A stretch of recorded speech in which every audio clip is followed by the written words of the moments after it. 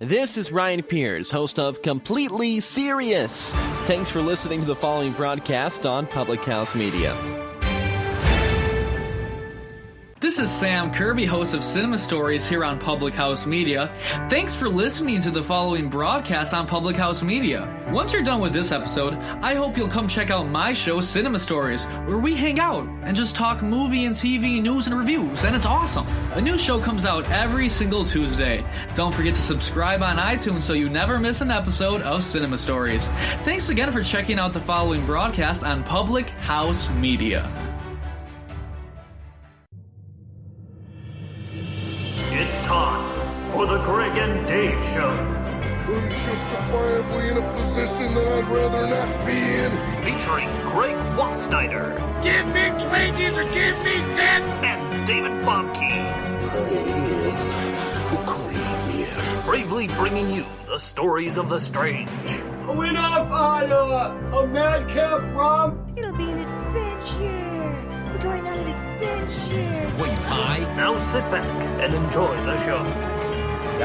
That is my least favorite thing to do. Good day, everyone. This is the Greg. And this is Dave's show. And we are the hosts of the Greg and Dave Show. And welcome to our wonderful show here, this Halloween week edition of the show. Of course, you may not be listening to it on Halloween week, but we are recording it on the day after Halloween, November 1st to be exact. Dave show. And how was your Halloween? My Halloween was uneventful, and I like it that way. I don't dress up or anything. Halloween's just one of those things that comes and goes for me. Yeah. I dressed up in the same costume as I did last year and the year before that, as a blind man. I actually did, I do have to admit, I did dress up a little bit just for the Public House Media homepage, because they asked some of us to dress up and send pictures in. So I dressed up as a baseball umpire, and I actually could have used your cane, Greg, because I feel like that's what a lot of people expect umpires to have. Oh, okay. By the way, you can find the Public House Media homepage at thephmedia.com. Do they still have all the Halloween pictures up as of this taping, Dave? They are indeed still up. I think people can go back pretty much any time and check those out. And just got to roll back to October 31st, however far back that is, and should be able to find them no problem. See, this is what's great about doing a Halloween show, because anyone, if you're listening, on Christmas time or Easter time or in the doldrums of winter or the doldrums of summer, everyone can relate to Halloween. Everyone either has a piece of Halloween candy that just won't leave, even if you want it to. I found Halloween candy in my Easter eggs before, Dave. That sounds, what's the word I'm looking for? Cheap. That sounds cheap. Possibly, perhaps. What do they call those, hand-me-downs or something? I don't know. Anyway. I have a quick question since we're on the subject here. We'll get to our first story momentarily. What is your take on candy corn? I love it. I absolutely love it. I can't get enough of the stuff. Well, I suppose I could, but there is no candy corn overload for this blind man. As a matter of fact, I haven't had enough of it this past season, so I'm going to have to get my hands on some more candy corn before the season comes to an end. Interesting. I am generally anti-candy corn, although admittedly, if I do see a bowl, I will still have a couple pieces. I guess just to confirm that I don't like it, but I don't think I actually hate it. I think closet I'm okay with it. Yeah. Anything candy corn, anything pumpkin related, if I can get my hands on it, it's going in my belly. Mm-hmm. Now, what's your take on candy corn on pizza? That's what the listeners really want to know. I could probably do candy corn on pizza.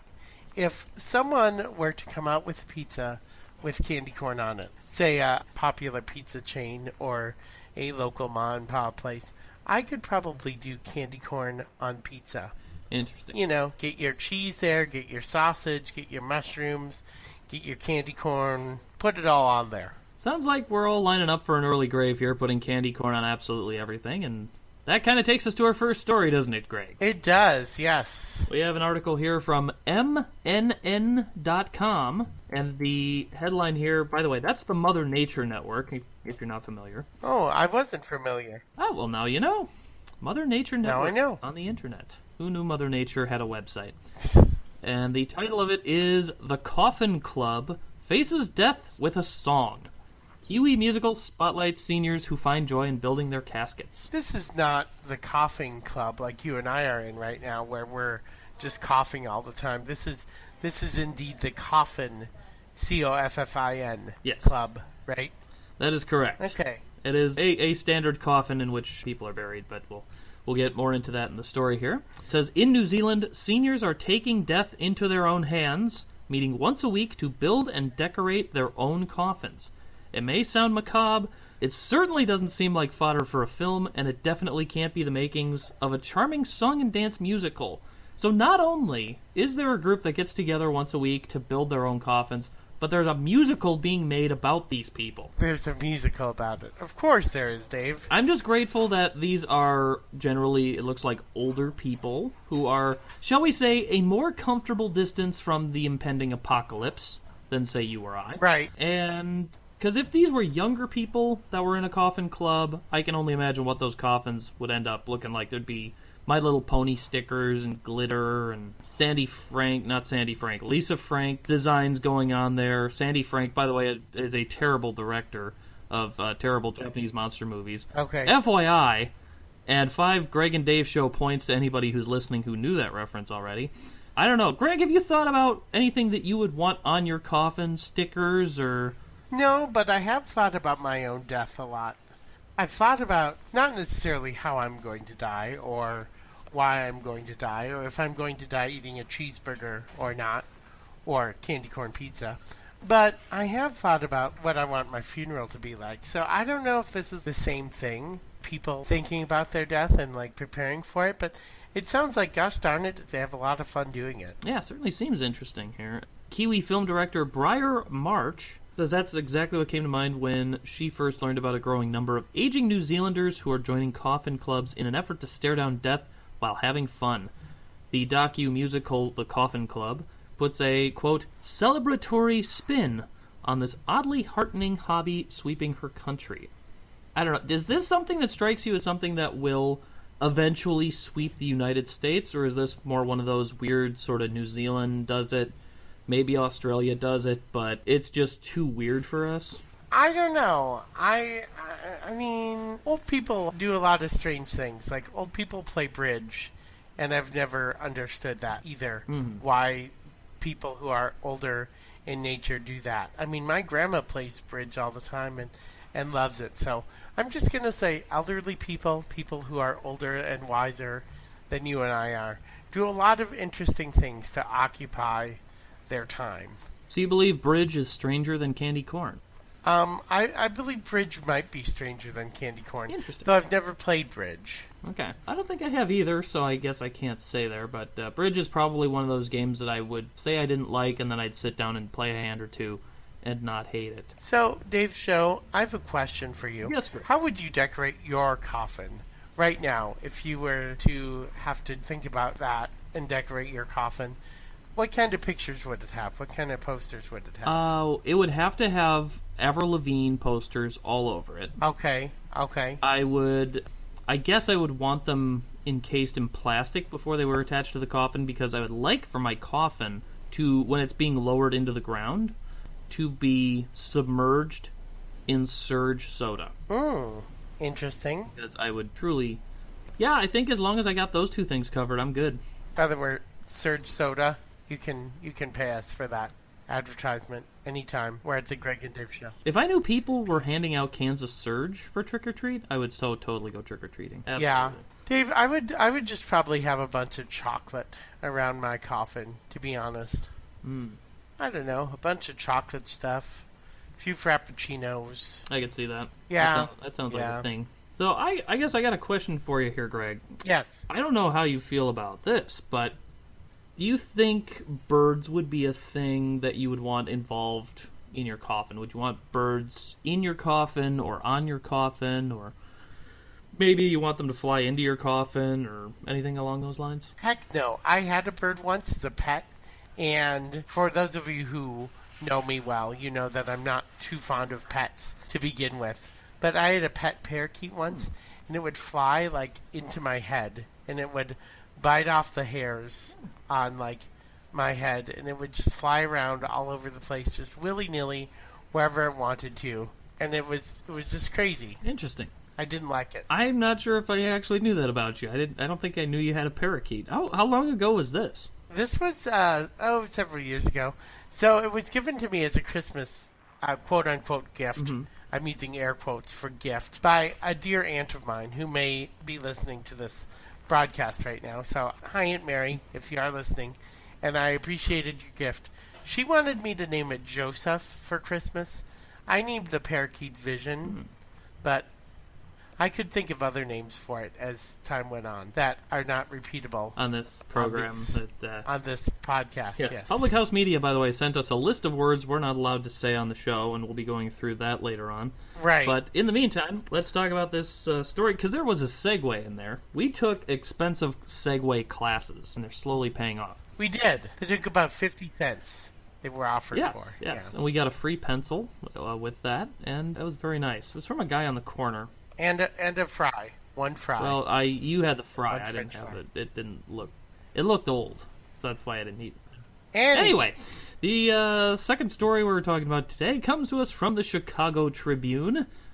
And the headline is, New Apple Store to dim lights at night after group says birds are flying into its glass. Of course. Poor little birds. Now, you did not have a great experience with the parakeet, Greg, but I guess, what are your thoughts here about this story of the birds flying into the glass at the Apple Store? Of course, they're birds. They would. They would fly into things and not pay attention to where they're going. They're big Apple fans and not so much on the PC bandwagon? Right. I guess they were trying to get themselves a MacBook Air or MacBook Pro, and their idea of doing it is, let's fly into the window. Let's see if we can get their attention that way. The MacBook Air sounds pretty good to me if I'm a bird, so I guess that makes sense. Yeah, the whole Air, you've got the whole Air thing going on. Hey, Air's good, but MacBook Air, that must be like supercharged Air or something. It's expensive Air because it's Apple.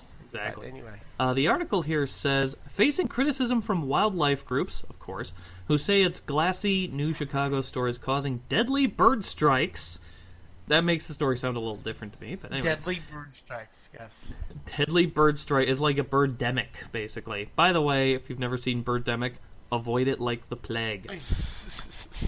Apple plans to dim the store's lights Friday night, a company spokesman said, and will continue to do so during the fall migration season.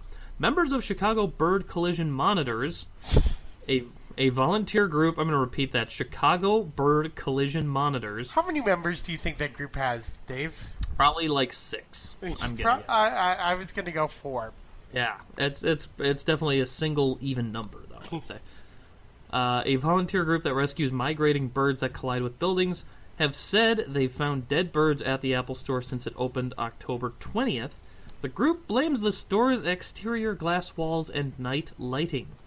At night, according to experts, birds often become disoriented by city lights, then crash into buildings and fall to the ground. This very much reminds me of the Minnesota Vikings' new stadium, where they have had similar issues of birds flying into the windows at top speed, and let's just say they don't survive that. Right. This is not a good time to be a bird, from what I can tell. No. It's not really good. I mean, you hear about the bird flu. Birds just get a bad rap sometimes. Bad rap against the glass. I guess so, yeah. You know what Apple, I think, should do with this? Someone from their marketing team should get on this and make a video game of, like, birds just crashing into things. I'm sure that would go over well. Does Apple even make video games? I don't think so. As far as I know, anyway. Well, I'm a little out of the video game. Maybe this is a new business venture for Apple. Video games where birds... I wonder if they're angry birds. These birds that are crashing into the windows. They probably are now. They're definitely less successful versions of Angry Birds, though. A city website describing the Lights Out program says thousands of migratory birds are settling to rest in the early morning hours, seeking shelter and food after their long migratory journey. They can collide with lighted glass as they try to enter the space behind it. Research has shown that birds do not see glass. Oh, really? I didn't know that. So, well, there you go. We've learned something here on the Greg and Dave Show today. I'm going to go ahead and bookmark that website, that group, I should say, Chicago Bird Collision Monitors. I'm going to look them up on the internet, see what I find. Sounds good, and we actually have a couple minutes, well, a minute or two, I guess, to go ahead and do that, because we're going to our break. Yeah, we're going to go to the commercial break now. Hey, there's a package on our doorstep, Greg. Look at that. Hey, they're multiplying. There's 7 of them. They're flying into the glass. No! No, packages, don't do it. This where Wumpus comes for fun and enjoyment. It's the Greg and Dave Show. Hey guys, it's Dave from the Greg and Dave Show here. Of course, you probably figured that out already. But I wanted to take a moment here to mention a couple of things that I think are pretty darn cool. One of them is another podcast right here on Public House Media called How to Write Good, hosted by Daniel Poppy. On this podcast, he talks about how to write good, why people enjoy stories and what makes a good story. He talks about what writer's block is and how do you deal with it? How do you get past that? So definitely a podcast I recommend checking out. I've already listened to the first couple episodes, and I'm actually looking forward to listening to episode number 3 in a little bit after I record this very commercial. The other thing I wanted to mention is a really, really awesome dude and a really, really awesome website. Kevin MacLeod is the dude, and Incompetech.com is the website. You're actually listening to some of Kevin's music right now. This is a piece called Carefree. He has loads and loads and loads of royalty-free music, stuff that you can use for podcasts, YouTube videos, just about anything you can think of. And basically, you give the dude credit and everything's cool. He even has a section on his website where he says, here's how you can attribute me appropriately. And, well, here on the Greg and Dave Show, we'll give him the occasional commercial, and you might even notice at the end of the episode we mentioned him. But dude's cool, his music's great, there's a ton, just a huge selection of stuff. By all means, please check out Kevin MacLeod at Incompetech.com if you need music. And if you need another podcast, especially one about writing, please check out How to Write Good right here on Public House Media. That's thephmedia.com. And now, back to the Greg and Dave Show. Nobody does it better. We are back on the Greg and Dave Show on thephmedia.com. And you can definitely check us out on Facebook or Twitter or any other social media sites at Public House Media. That's where you can find us, and you can find all the great shows, just like you just heard about on Public House Media. Right, Dave? Yeah, that's right. I'm just saying it'd be nice if we had some paper towels around here, Mrs. Bale. Yeah. Because, some of us like to go wash up between segments of the show. Right. It's not like Greg and I just sit here and do this whole show in one fell swoop. This is a well-oiled machine right here. We are well-oiled. Yes. We oil up vigorously before the show. I don't know why exactly we do that, because this is not a visual podcast at all.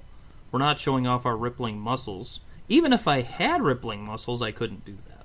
I wouldn't do that. I use coconut oil myself, Dave. Is that too much information? That explains the smell. That might explain that, yeah. I should have picked that up. It's very nice. Very becoming. Yeah. Anyway. So, speaking of unsuspected things, we have a strange story here from NBCNewYork.com. And this, frankly, who does not love to get a package in the mail? Right. Sure, yeah, sometimes you get something in the mail, and, it's usually bills or junk mail, but, man, when you get a package in the mail, it's like a miniature Christmas. Right. Especially when it's got an Amazon label on it. I'll do this as a quick aside, Greg. Did you ever have this Scholastic program in grade school, where, you send away for something, and then, 4 to 6 weeks later, your teacher comes in with a huge box full of stuff? Yeah, I think I did. I think I recall that. That was great. Sometimes I'd want to order something just so I'd have something to take home when that happened, because, that was the best. Mm-hmm. We have a story here. The headline reads, "Couple gets 7 very strange Amazon packages. Of one woman says, quote, "When you're 83 years old, that is very weird." That's a great quote right there. There's a fine quote, and the story itself, it's mostly video, and we'll get the link up somewhere for you folks. But again, you can go to NBCNewYork.com and look up that title. Should be able to find it easily. It says a Missouri couple says Amazon can't explain why they're receiving strange packages they didn't order. They've received 7 mystery packages since August, including a stuffed animal, a down comforter, and a breast pump attachment. That is weird. It's not like these gifts have anything to do with each other, as far as I can tell.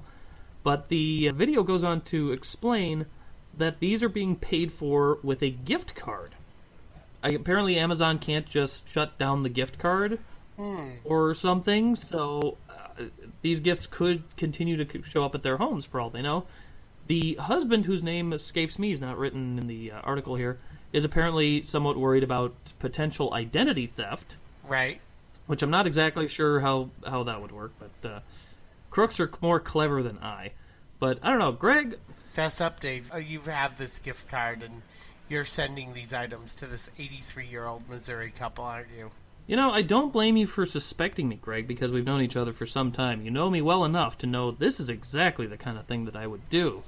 However, I will still say this is not my doing, because I would have had much more random items than simply a stuffed animal, a down comforter, and a breast pump attachment, among other things. I'd be throwing in, like, you know, a DVD copy of the Rocky Horror Picture Show, or, you know, some obscure version of Monopoly.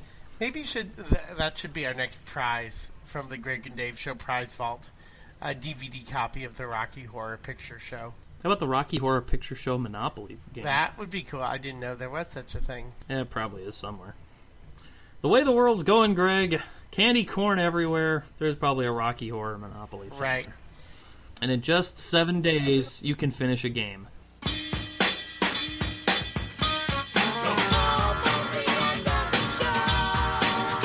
We want to thank you, kind folks, whether you're 83 and living in Missouri or not, for listening to the Greg and Dave Show.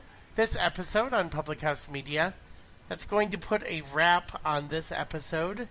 Dave, can you rap? Yeah! I'm going to rap. No, I can't. Okay, I can't either.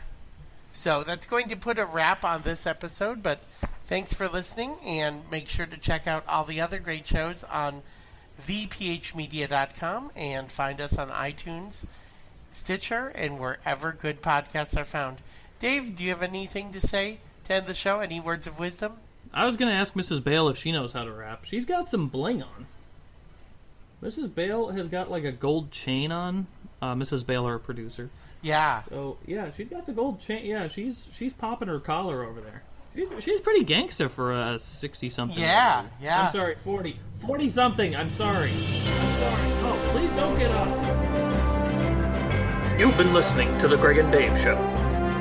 The Greg and Dave Show theme is Take a Chance by Kevin MacLeod of Incompetech.com.